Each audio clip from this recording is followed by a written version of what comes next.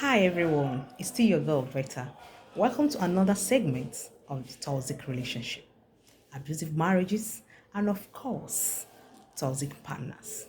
So far, we've tried to debase those religious concepts that will always tie a woman to an abusive relationship or marriage, as the case may be. We've looked at it from the angle of marriage is for better for worse. We've tried to make some clarification on that ideology of God hates divorce. So far, someone made a point that perhaps a woman stays in an abusive relationship or marriage because of finances.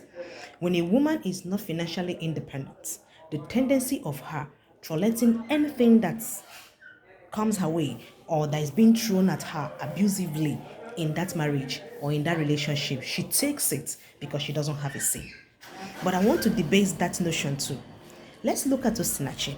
Osinachi is the one that makes the whole million. Osinachi is the one that makes the whole money. But yet, where is she today?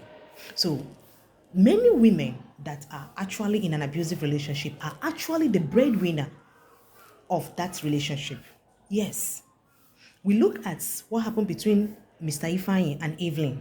Evelyn was the one that paid for the apartment. Evelyn was the one that rented the place. She was the one that sponsors everything. She was the one that owns the apartment. She furnished it, has the car that is working, that is making the money. Even the one that happened between the chair, you know, the woman that came back from overseas that her husband burned together with her younger brother. She was the breadwinner of the family. Even the woman that died that was a school principal that her husband killed, she was the breadwinner of the family. Which one should I count? Which one should I leave?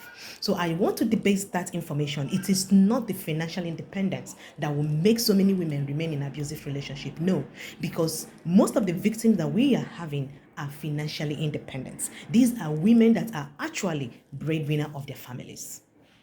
Now, another thing someone says that could be possibly the truth is that women stay in an abusive relationship because of the children. I don't want another woman to train my child.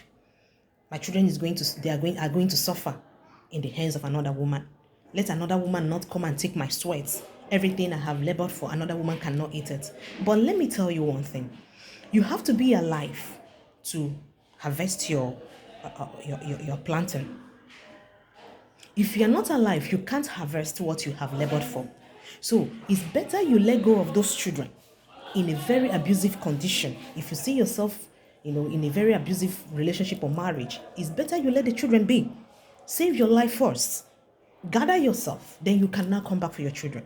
Because if you remain there and say, no, for the sake of my child, for the sake of my children, another woman will not come and eat my sweat, another woman will not come and harvest my labor and all those statements. If you are dead, you can never fight or nor protect those children from the dead, from the land of the dead. No. You can't help the children if you are helpless and if you are no longer capable. I mean being alive. You can't help the children. So it's better for you to first of all be alive. Then you can comfortably come and fight for your children. If possible, take them away from the man. Now I want to look at this quickly.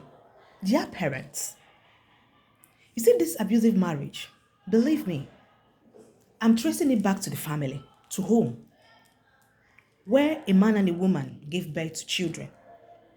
And you find out that their baby boys are being, I don't know. Nowadays, the kind of children we are raising when it comes to our baby boys, I don't understand what they are trying to grow into. These children have come to, so many of them, a good number of them.